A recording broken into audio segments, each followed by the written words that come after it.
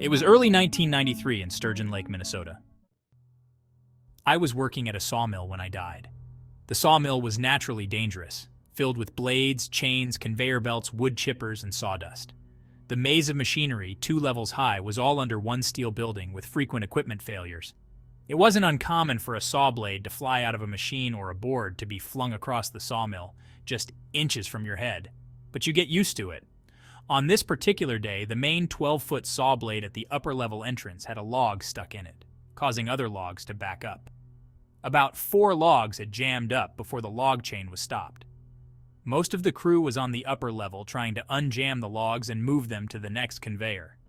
After the main saw was the gang saw, with its upper shield rolls up and blades still spinning. I was down below, handing up a water hose to lubricate the blade and free the log. Suddenly, I heard the log hit the gang saw blades and fling across. I looked up just in time to see it coming straight down for me like a pogo stick. I tried to run, but it was too late. The log smashed into me, thrusting my head and back into the concrete floor with a horrid crunching noise. The pain was everywhere. I couldn't breathe. My lungs quit. I lay there paralyzed, unable to move or breathe, with intense ringing in my ears. My heart stopped and everything went silent.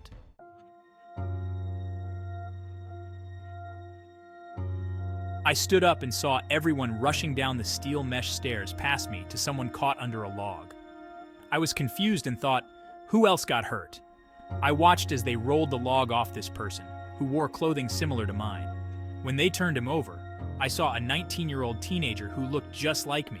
They started yelling, "Nate, wake up! Are you okay, Nate?" It was weird. I yelled, "Hey, I'm right here. That's not me." But they didn't answer. I tried to touch them and say, "That's not me. I'm standing right here." But my hand went right through them. I thought my eyes weren't adjusted, so I tried again, but my arm went through them again. Then I looked closely at the person they were trying to revive and realized it was me. If that's me, then I am dead? In the way a 19-year-old might say in the 90s. This is cool. I was in awe of my hands going through them and the whole great feeling of being dead. I no longer had to move my mouth to speak. Everything was thought, and I could hear it perfectly. I felt better than ever before. It was actually very nice to be dead, but watching them try to revive my crushed, lifeless body was almost sad. I had no worries now and felt relieved. But what do I do now? I began to think, if I can't interact with anyone, I can't get paid. That means I can't go home because no one can interact with me there either. Where will I go? My mind was beginning to wander. I thought this is the part where you go to heaven when you die. As I was thinking this, it began to get brighter and sharper around me. My senses were better than ever before. As the light got brighter, I stopped paying attention to what everyone was doing around me and to that poor dead body on the ground.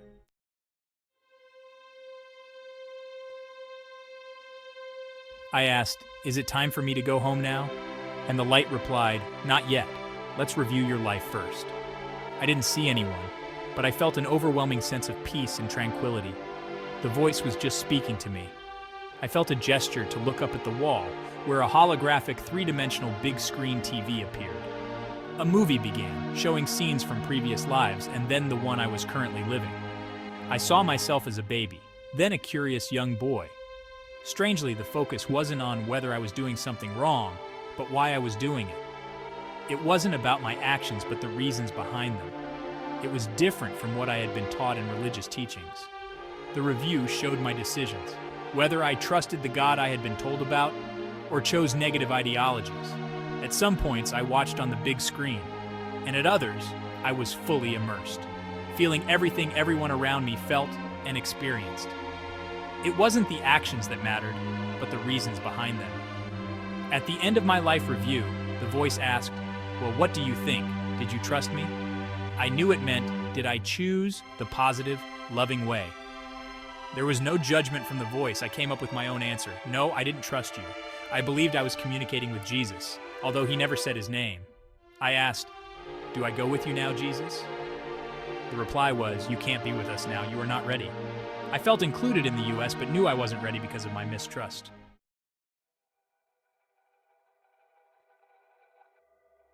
I looked over the main saw blade and saw a large hole open up in the ground, like a cave. It was just big enough for me to walk down into a thick, dark tunnel. It was another dimension, unseen and unexperienced while alive. Like a well lined with bricks, each brick represented a life, some mine, some others, living and not living. Each life could be viewed on the big screen or fully immersed in. The further down the tunnel I went, the darker it got, until I arrived at the edge of an infinite void, outside of time and space. As I was going down this tunnel, I pleaded with Jesus, "I believe in you now.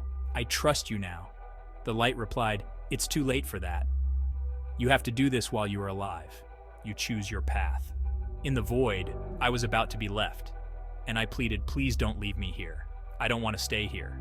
The voice replied, "There's only one place to go, and that's back to Earth, to your body."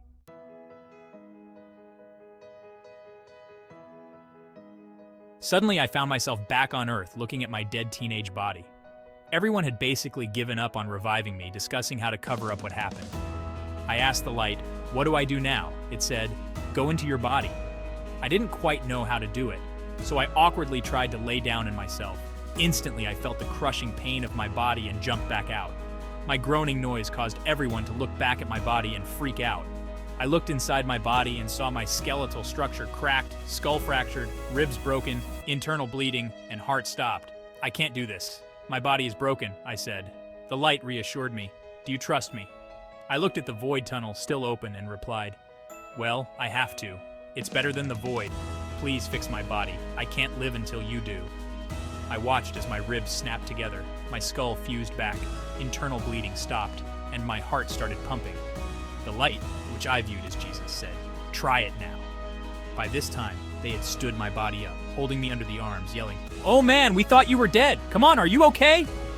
I walked into my body, opened my eyes, and took a deep breath, but my head was spinning, and I felt horrible. "I think I'm okay, but I'm hurting," I said. They asked if I could walk, offering to help me out of the sawmill. As they walked with me, my soul stayed behind, and I watched them walk off with my body, which fell to the ground. I caught up, got back into it, and opened my eyes again. This happened several times before I finally said, "Wait, let me do this. I have to walk on my own." They let go, and I grabbed the sidewall, carefully walking to the sawmill exit. Outside, they asked if I would be okay while they shut down the equipment. I said, "Sure, I'll be right here."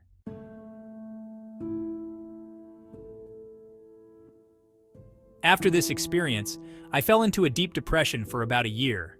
During this time, I had many supernatural experiences, and memories of who I used to be and my past lifetimes began to surface. I started remembering future events and could travel through time and space to see past events. I became aware of the supernatural around me and knew things about people they wouldn't share with anyone. I could confirm these details, often to their jaw-dropping amazement. Sleep paralysis bothered me for the rest of my life, and I frequently experienced out-of-body experiences. When I was 20, about to turn 21, I fully remembered my near-death experience. I was sitting in my grandfather's church during a 2-week revival in Hannah, Oklahoma. This event had been shown to me in an out-of-body experience. Someone dropped a microphone, and the sound instantly brought back all the memories because it reminded me of the log hitting the wall and coming down on me. These experiences set me apart from many people in society because they didn't understand. It also caused separation from religious communities because they were so entrenched in their biblical beliefs. For many years, I didn't know others had these experiences, so I mostly kept to myself, sharing only occasionally.